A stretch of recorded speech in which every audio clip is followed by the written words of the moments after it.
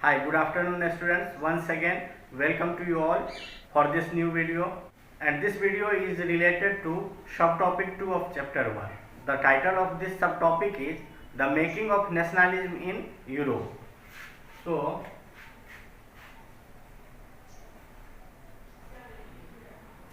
the making of nationalism in Europe.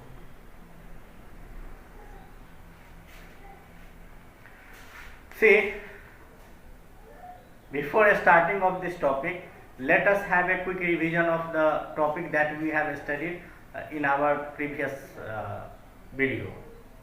So, the topic of the previous video was the French Revolution and the idea of nation. Under that topic, we have seen that Napoleon Bonaparte was the dictator who usurped the throne, taking advantage from the political instability,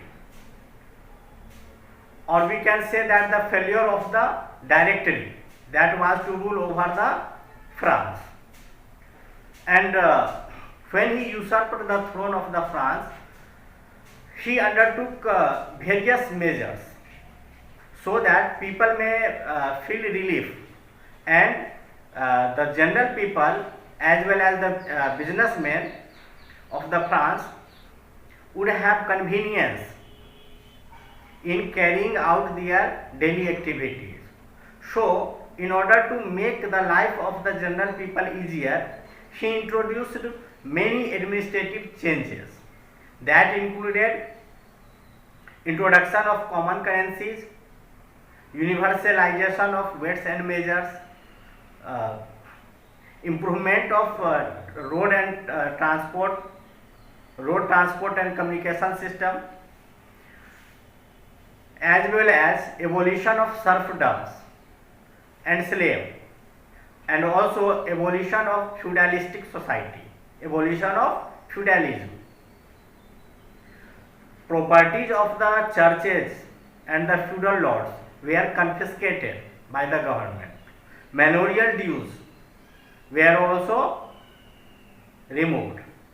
Guild system was established in the towns. So what does guild means? Guild means a group of craftsmen or traders. See, guild restrictions were removed from the towns. Earlier what has happened, that group of traders were disallowed to enter into the cities. So guild restrictions were removed. Okay, and these traders and craftsmen were always used to work in the group so as to protect themselves not only from the robbers, but it was also convenient for them to produce their crafts in a larger scale. Okay, so earlier craftsmen and traders used to move in groups, and that groups were called guild. Okay, so what has happened after introducing such a kind of wonderful changes or such a kind of administrative changes in France, he became very much popular, not only in France but also in neighboring countries. So when the news about the events in France reached the neighboring countries, there people started forming Jacobins Club. Jacobins Club was a club for political discussion. So middle class educated men, especially watchmakers, lawyers and businessmen, joined this group, and they started thorough discussions about the ongoing political situations in their countries, and this paved the way for the French revolutionary armies to invade their countries like Switzerland, Holland, Italy, Germany, Belgium. These were the countries in which Napoleon armies invaded, and the people of these nations welcomed the welcomed the Napoleon's army in the expectation that these armies will bring similar kind of changes in their countries too.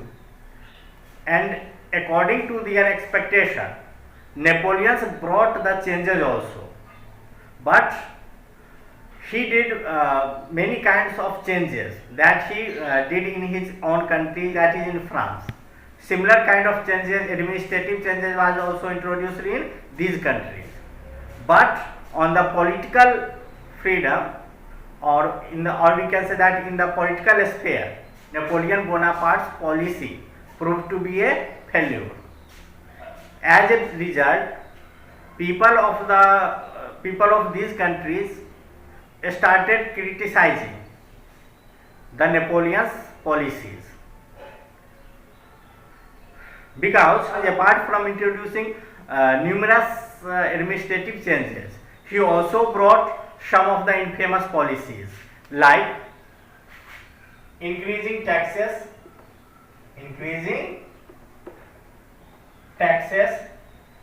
censorship,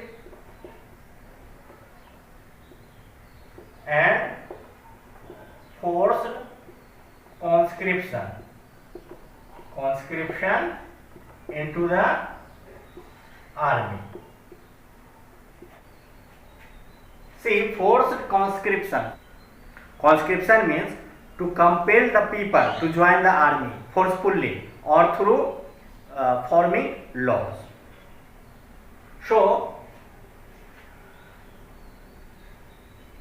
his infamous policies were increasing taxes, censorship, forced conscription into the army, so that he will be able to conquer the rest part of the Europe.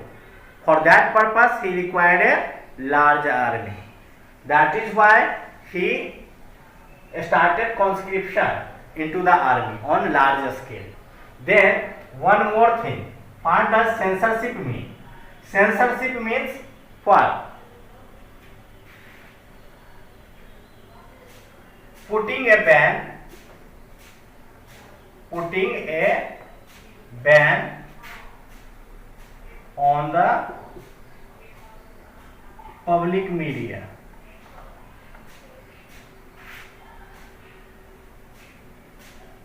To publish anything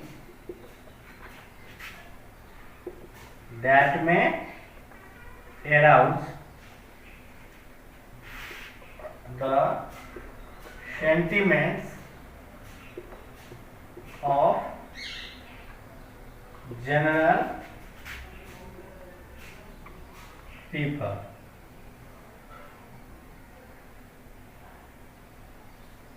Or spread hatredness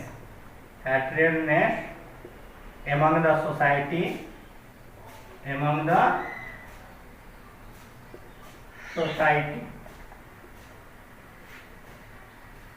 or against the government.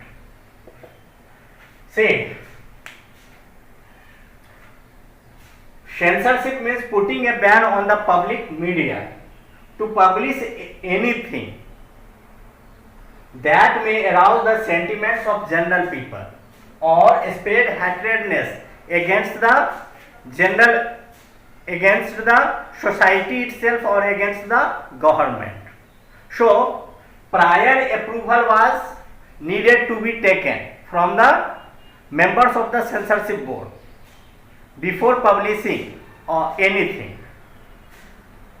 Okay. So, this was our topic. Again, see, the French armies were welcomed in the countries like Poland, Switzerland,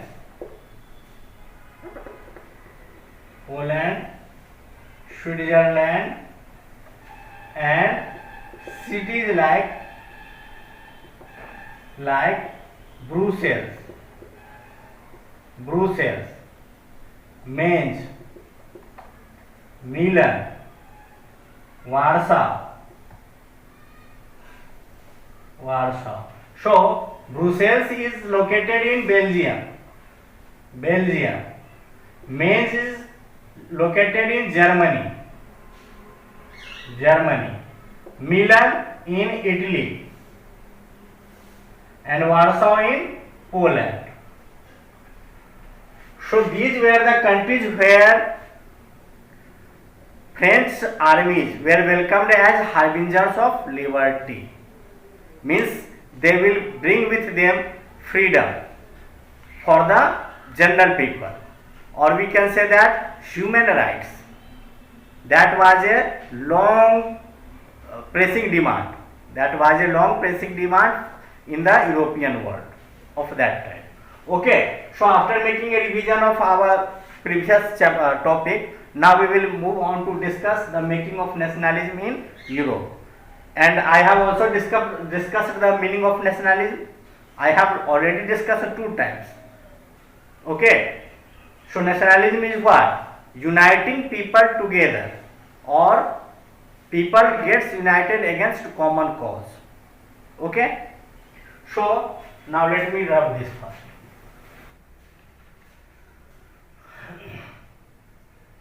See, now starting with our new topic, that is the making of nationalism in Europe.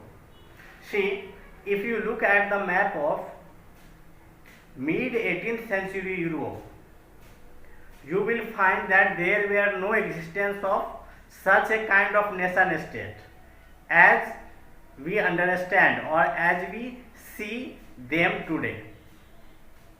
So the nation states that we have today, as Switzerland, Germany, Italy, at that time were divided into numerous small kingdoms like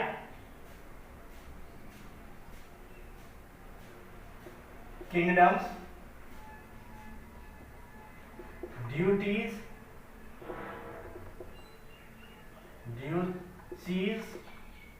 cantons. So first of all, now let me explain. First of all, see the ranks of the soldiers, because as we all know that the society at that time, means mid 18th century, at that time the society in Europe were basically a feudalistic society. Means the right to collect taxes were totally into the hands of feudal lords or chiefs. The kings did not used to pay them salary in cash. Instead, soldiers were given different ranks and they were told to collect taxes from these territories. So the ranks of the soldiers were as king,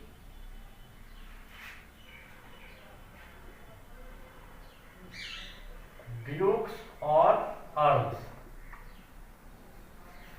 We should write like this: king, dukes or earls, barons,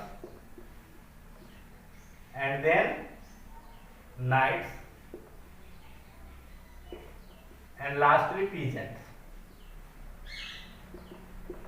See, society was also divided in the sense of armies in terms of this. Lowest strata of the society formed peasants, and at the time of war these peasants were often told to work as army also.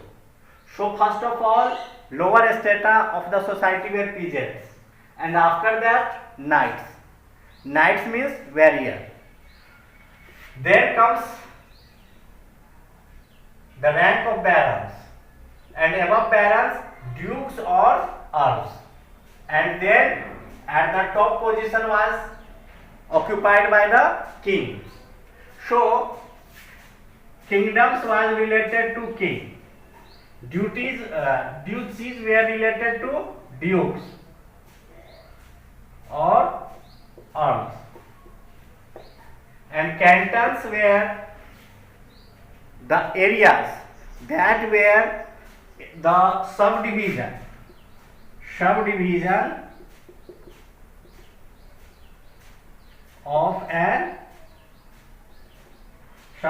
of a large territory. Cantons were the areas, or we can say subdivision of a large territories that was often occupied by the reserve battalions of army. That was often occupied by the reserve battalions of armies. Just like we have Danapur cantonment area, Varanasi cant area, Barakpur, in the same manner cantons were the small subdivisions of large territories that was occupied by the reserve battalions of army. So there were no concept of nation state. A kingdom was divided into kingdoms, duties and cantons. See, just like when we see the mid 18th century India, 17th and 18th century India was divided into numerous small kingdoms, and they were all independent. They were all independent countries. See, in India also, whenever any central ruler or any powerful ruler, whenever he emerged powerful and united the whole of the Aryavart, or we can say whole of the country, then at that time nation state could be called.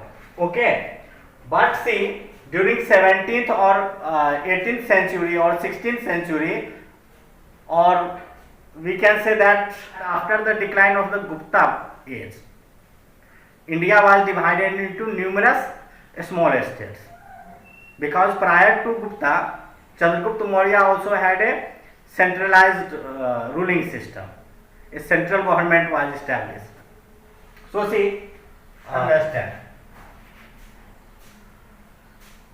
Malwa was independent.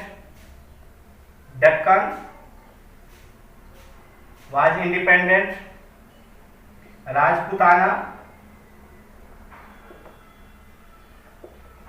was also independent, and under Rajputana also there were numerous small states that were independent, like Chittor, Mewar, Marwar, etc. So the conditions that was prevailing in India, the same condition was prevailing in Europe also. So there were no concept of nation state as we know today, as Switzerland, Germany, Italy. So at that time these were divided into numerous small principalities, and the similar was the condition of India also, as I have discussed. So a collective identity of the people was also not possible. Often the citizens of a territory were a mixed race, or having a diverse linguistic or diverse dialects. They also could not possess common traditions and culture. So citizens were also differentiated, and they could not form unity among themselves. Okay. So unless and until the people gets united, there can't take any kind of revolution in the society. So there was felt the necessity to unite the peoples of the Europe. So in this process, first of all, the work of forming nation states were initiated. Okay, let me first of all learn this.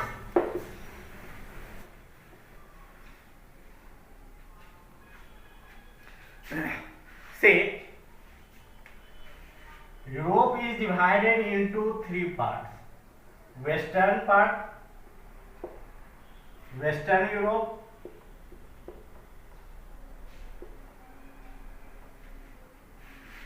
Central Europe, Central Europe, and Eastern Europe. So, Eastern Europe and Central Europe had monarchical kingdoms, and these large territories were often divided into kingdoms, and the monarchs were having autonomous kingdoms, means they were independent, they had autonomous kingdoms.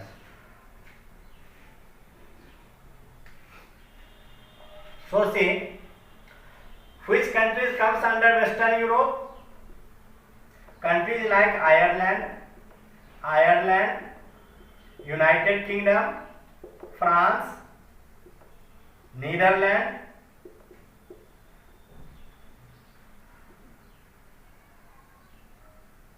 Belgium,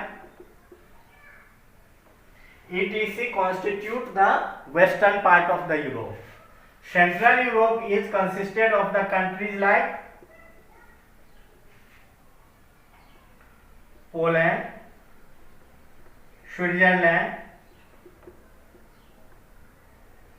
Germany,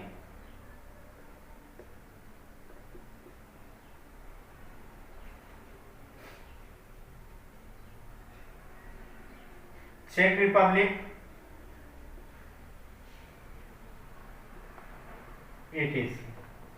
And Eastern Europe constituted of countries like Belarus,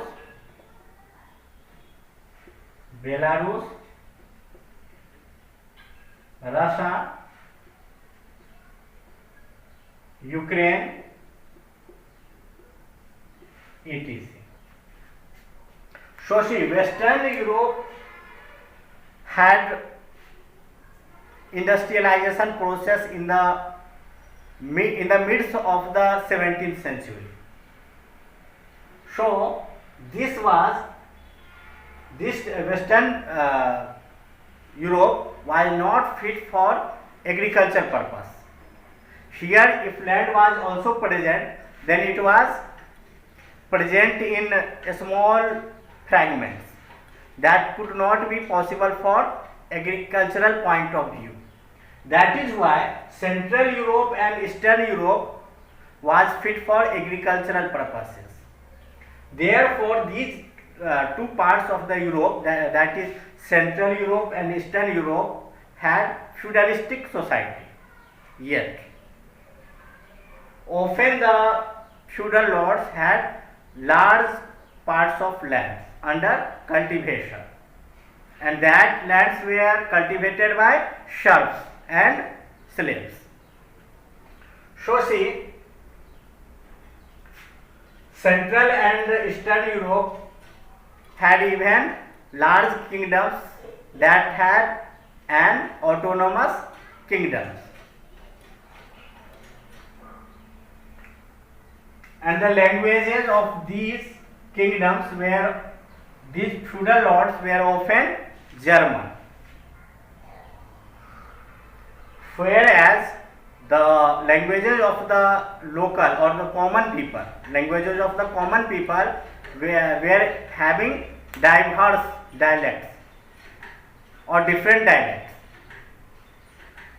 Also, they were constituted of different ethnic groups, so a unity could not be established among themselves because they do not possess any collective identity, nor they had any common culture.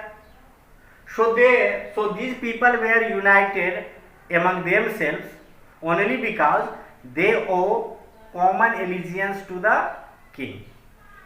Means each of the citizens must have to follow the instructions or the orders passed by the king.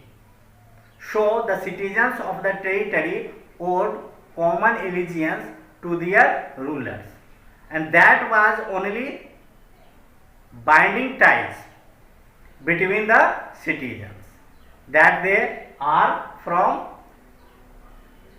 that they are the citizens of the same ruler, and otherwise there were no common culture, nor tradition, nor their languages were of the same family, etc. Now see, let me rub this.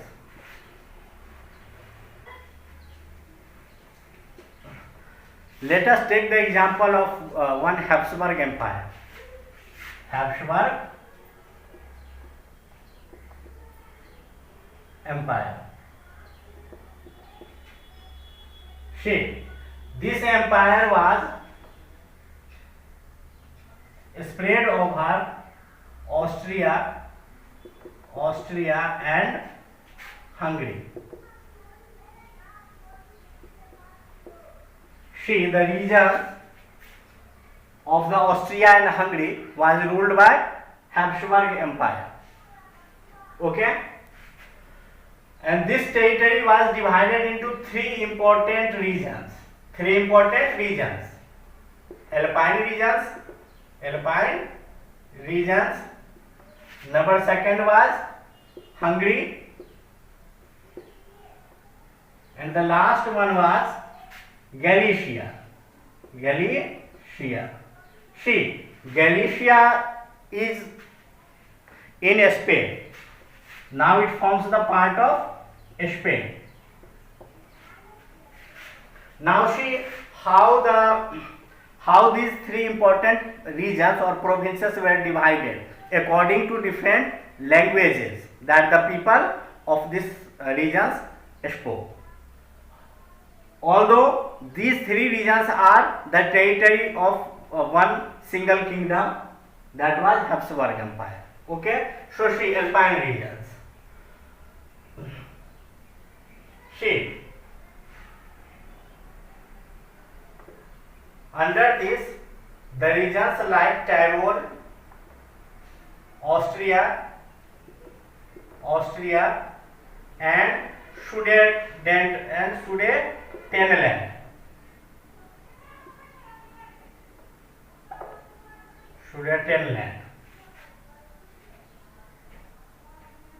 where basically German speaking people, along with Bohemians.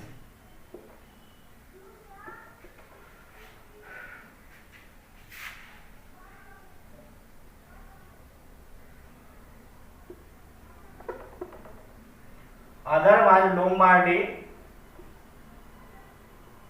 and Venetia. Italian speaking people. See, under Alpine regions, the languages, the people were divided into two parts according to the languages they spoke. Number one part was constituted of Tyrol, Austria and Sudetenland, and also Bohemians. Here the dominant language was of German speaking people. And another region of the Alpine region constituted of Lombardy and Venetia. Here Italian speaking people formed the dominant groups. Okay. Today we all know that Lombardy and Venetia forms the part of Italy. Okay. Now see, next is our Hungary. In Hungary region also, people are divided into two parts. Means half of the people of Hungary spoke Magyar, Magyar language.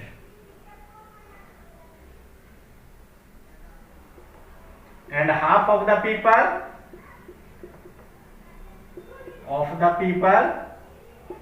spoke different dialects.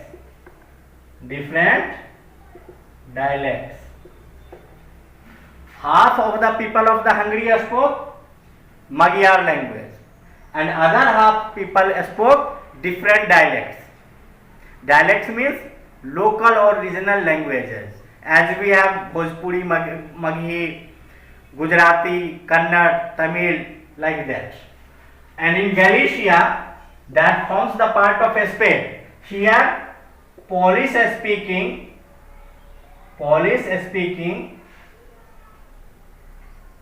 people formed the dominant groups.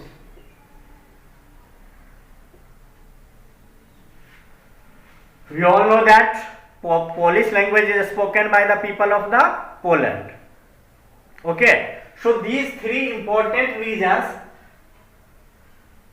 have different kinds of languages, as is shown by the example of Habsburg Empire. Okay, and apart from these three major languages that was spoken in three important regions of the Austria-Hungary people, other were Bohemians and Slovaks in the North Europe.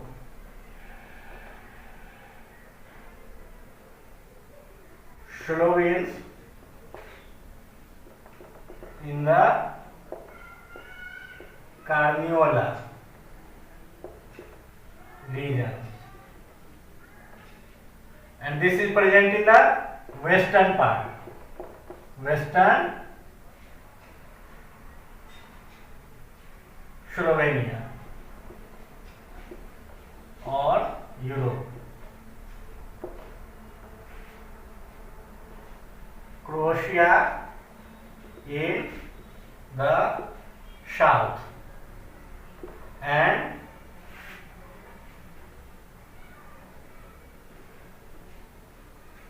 Romans in the east, in the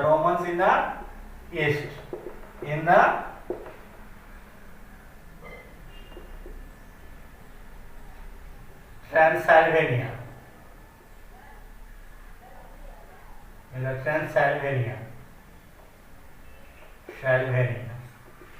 So apart from these three regions, other parts of the Europe were also occupied by the people who were speaking different kinds of languages, like Bohemians and Slovaks in northern Europe, Slovenes in the Carniola regions, Croatia in the south, and Romans in the east in the Transylvania region. Okay, so these people could not get united, and the only factor of uniting them together was their having common allegiance with the ruler. And this was our last topic. This was the end of this topic. Okay, the making of the nationalism in Europe. This is the end of this topic. So at the last of this topic, one question has been asked, that what is nationalism and what was the process of nation making? As see, the answer to this question I have already explained. Nationalism is what? Getting people united together against a common cause. And how nation state was formed? Nation state was formed by launching numerous programs. And what were those programs? Those were making common flag or making national flag, composition of hymns, making languages standardized, like French, as it was spoken in Paris, was to be encouraged, and other local languages was to be discouraged. See how the nation state was made. This topic has been discussed in the previous topic that I have already discussed, and you people know a lot about it. So it will be better that you people only try to answer this question. Okay, I have given you people a hint and you should try yourself. Okay, so thank you.